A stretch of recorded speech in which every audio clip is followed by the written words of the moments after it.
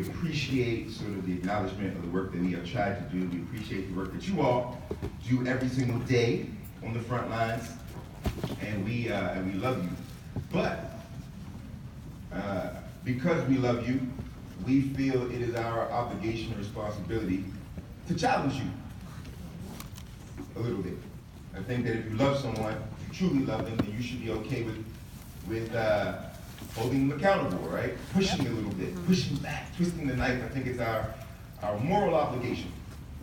And I know that this is about the literature of young adults. The truth of the matter is that the literature for young adults does not matter if we can't take the story outside of the book and figure out how it actually applies to our own lives. Furthermore, how it can affect the way that we do our jobs as adults who are dealing with these young people. So, on that note, I will tell you a quick story. Brendan will tell you a quick story, and then we'll be out of your way. When I was 16 years old, myself and 3 of my friends were driving through our neighborhood. It was 2 o'clock on a Tuesday afternoon. And my buddy was driving. I remember him cruising through a yellow light, and he makes a left turn. We got the music blasting. It's a good day. And all of a sudden, we hear the sirens. Now, at first when we hear the sirens, we're not really worried because we figured we hadn't broken any laws, and that perhaps the officer pulled up to a red light and hit the switch because he didn't want to wait, right? We've seen that happen a million times. But then we realized 3 blocks down the street that he's not going around. And so my buddy finally pulls the car over. When he pulls the car over, we start asking him questions. This is what happens, by the way. We said, "Hey man, are your brake lights working?" And he's like, "My brake lights are fine." We say, "Hey man, is your license plate registered?" He said, "My license plate is good." And we say, "Hey man, are your windows too dark?" He said, "No man, my windows are fine." I said, "I know we're not getting pulled over because the music is too loud, but turn it down anyway just in case." Now when I grew up and where I grew up, we all had this thing called the talk. This is what the talk sounds like. If you are ever in a situation with a police officer, you keep your hands out of your pockets, you keep your hands behind your back, you keep them somewhere the officer can see at all times. You say yes sir, you say no sir, you say yes ma'am, you say no ma'am, you be as kind and respectful as possible, and you might just get out of there all right. My mama taught me this when I was 10 years old. Saw my older brother the same thing when he was 10 years old, my older sister the same thing when she was 10 years old, and everybody in my neighborhood had gotten the same talk from our mothers between the ages of 10 and 14, so by the time the officer got to the window, we were all sitting in a car like this.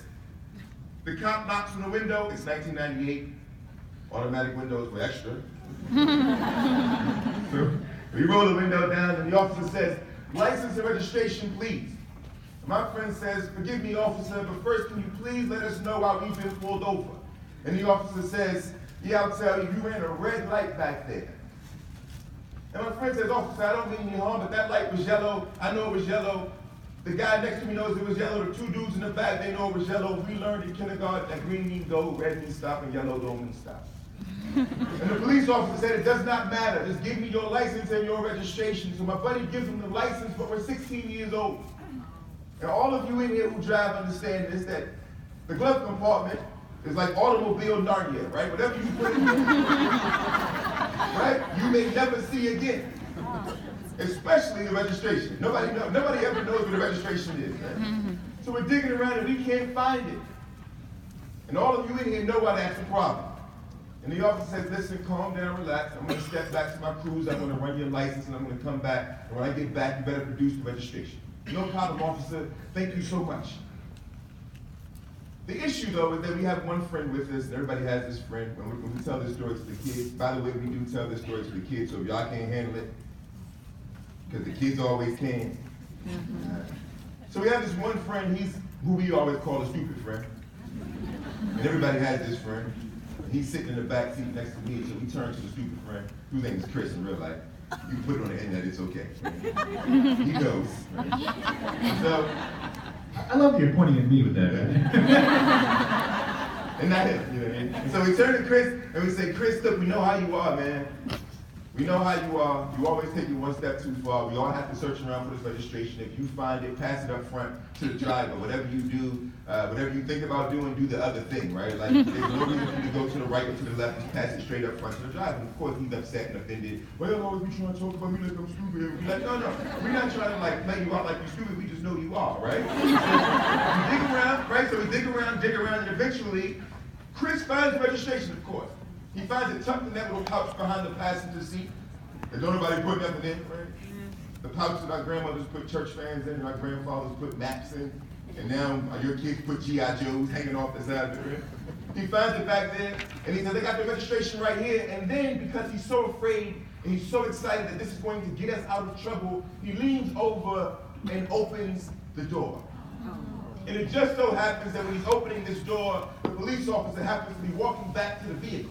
The gun is drawn, he leans into the car, close the door, we're all like, please don't shoot me, we're just afraid, please don't shoot me, we don't know what we're doing, we're just afraid.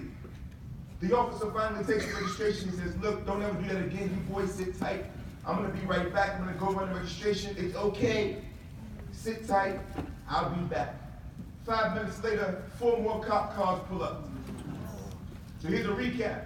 It's 2 o'clock on a Tuesday. Myself and my friends have been pulled over for running a yellow light. There are 4 of us. There are now 5 police officers. A new cop comes to the window. He taps on the window. We roll it down, and the new cop says, do you boys have guns and drugs? And we say, no, officer. We don't have any guns. We don't have any drugs. And furthermore, if we did have guns and drugs, it's not like we'd be like, yes, officer. No, sir, no guns, no drugs. You have any knives in the car, any weapons?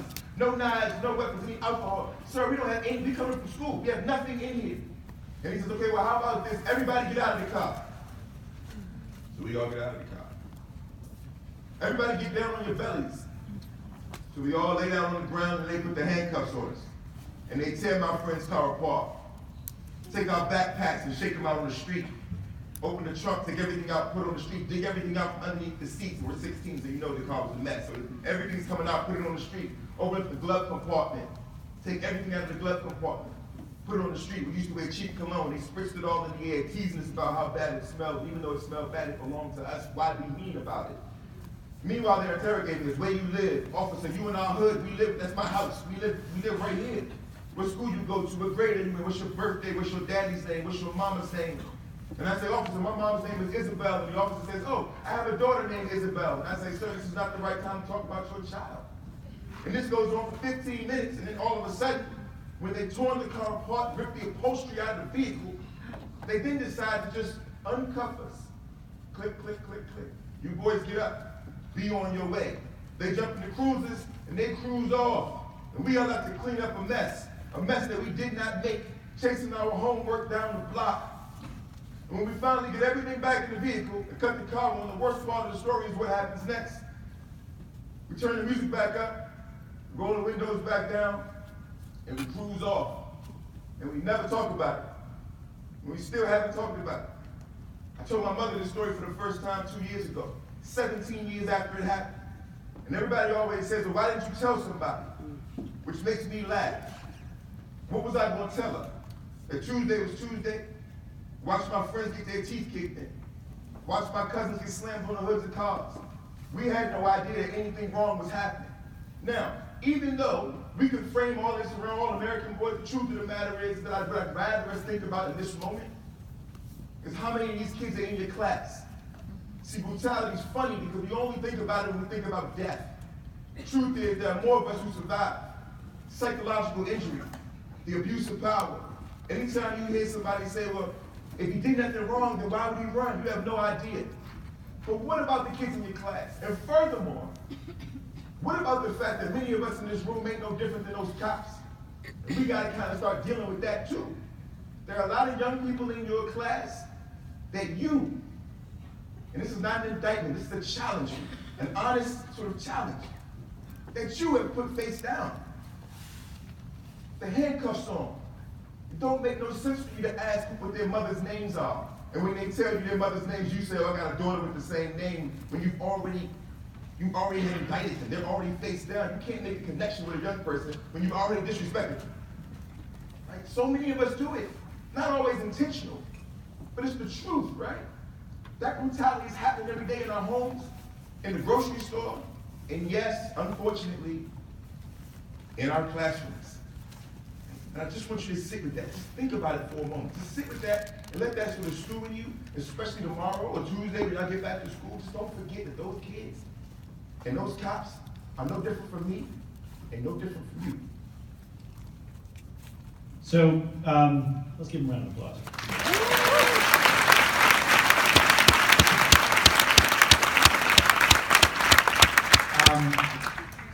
So I too am going to share with you a story about my own interactions with the police when I was growing up as well. But as you can imagine, my story is going to be quite different. And I just want us again to be thinking about this in terms of framing how these stories are going to reconnect to us back in our lives as educators. And I think about this often too, because for those of you who don't know, I was an educator as well. I taught in a school in New York City for 10 years. I worked really hard, cared for my students, but upon reflection, had a lot that I too could do that was much better. And I think about this now, especially as I tell this story as well. So I grew up outside of Boston, and so therefore I was that wicked cool guy who got to share the minivan with his mom. And I was very excited when I finally got my license, because I was the last of all my friends to get my license. And so finally, it's my turn to drive. And I get to drive the minivan. So I'm driving the minivan one night on Route 1 South, heading back towards Boston, all excited, driving with my friends for the first time, hanging out, driving a minivan full of white boys like me, going 85 miles an hour in a 55-mile zone. I'm not telling the story to brag or to boast, right? It was dumb, it was dangerous, but more to the point, it's also illegal, right? It's illegal in two ways. It's not only speeding, it's 30 miles over the speed limit, so it's also reckless driving. So here I am, cruising down the highway. By the way, I was blasting Ice Cube, It Was a Good Day. I was that guy. It's even more complicated and terrible.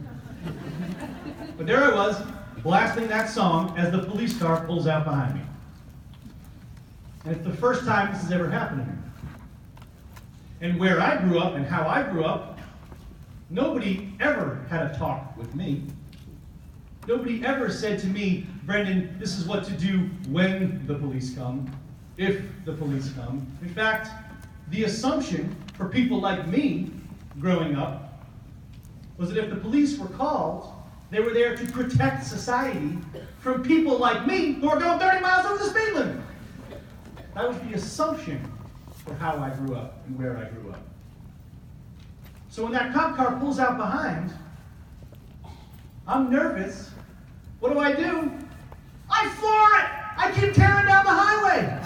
High-speed chase! My friends are like, Brendan, pull over! Pull over! I don't know where it's safe to pull over! It's insane!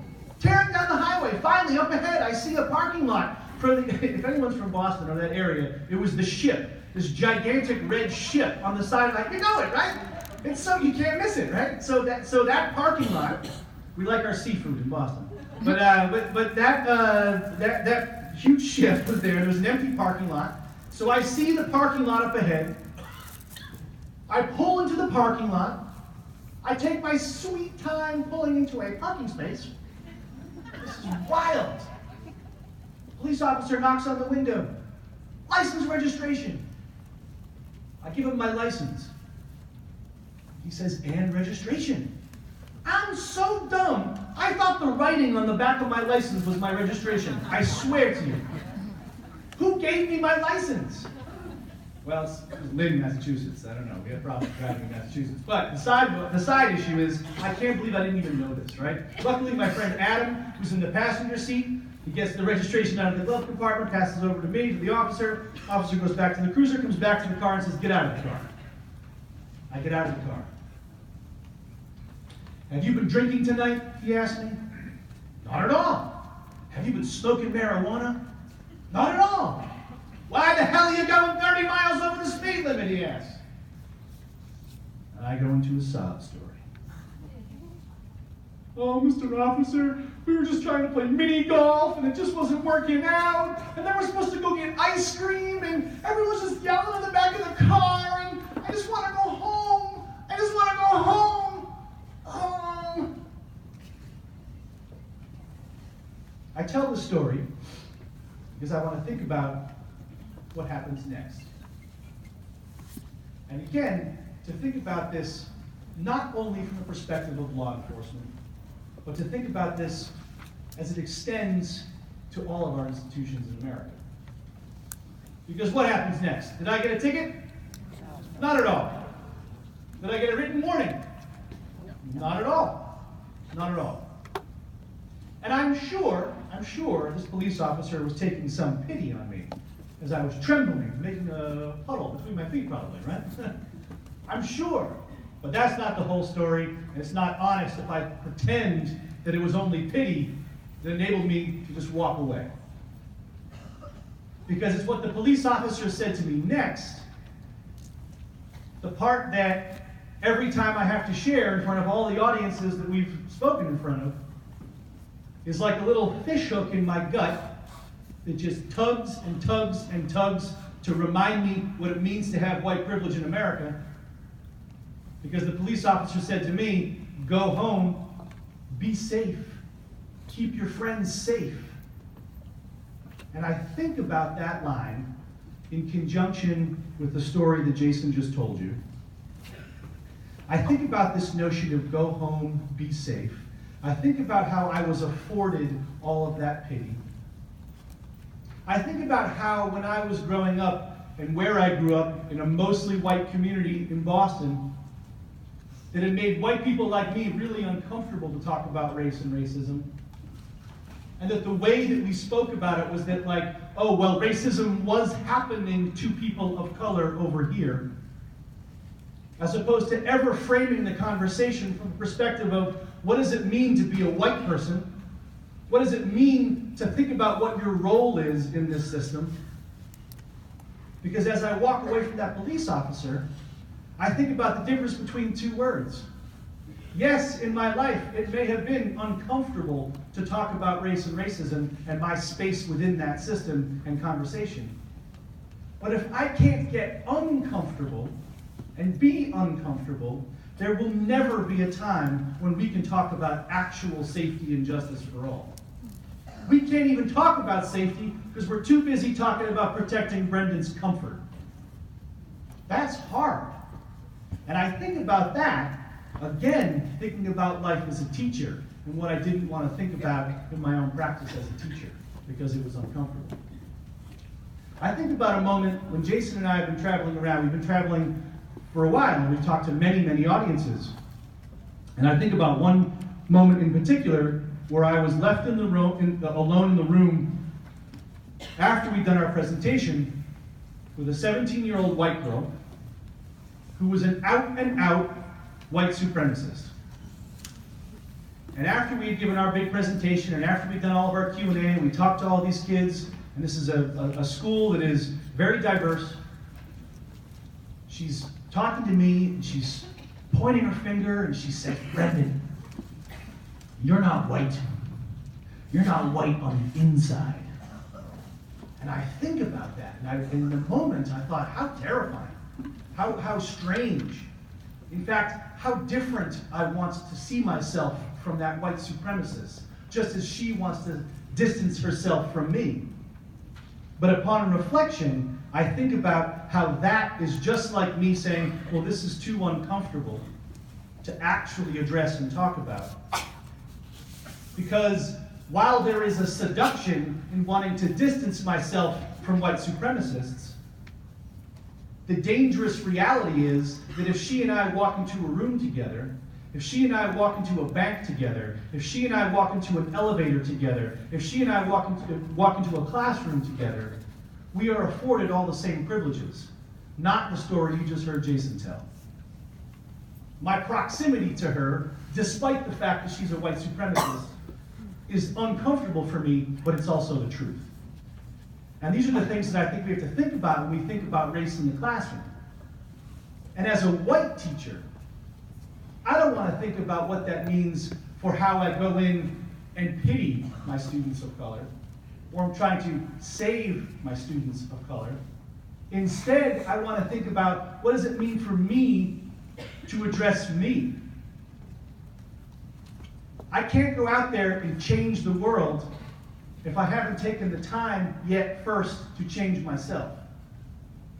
And so I think about that as we think about, as Laura mentioned, here we are just steps away from Ferguson. Steps away from people who are protesting right now, this weekend, as we are here. And I think about what we will do to address the system of white supremacy, not only in law enforcement, but in our educational system across this country. Because we're sticking our heads in the sand if we think it's only a problem with law enforcement. We're sticking our heads in the sand if we don't think it's also a problem in healthcare and food justice and housing and education. So this is what we are trying to get at, right? We're trying to find a way for us to reflect on what does it mean then for us to actually own our power? To own that power, not to be afraid of it, not to say, I don't want to talk about that, but to say, yes, I do have it. Yes, it is uncomfortable. Now what am I going to do? How can I use my power in the space, in my local space, in my classroom, with my colleagues, with my students, in a way where I'm conscious of it, as opposed to unconscious?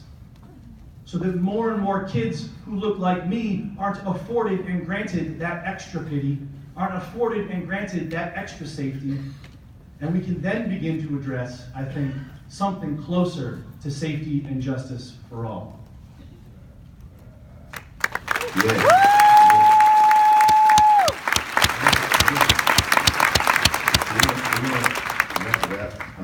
And I'm going to close out just by saying what I said in the beginning.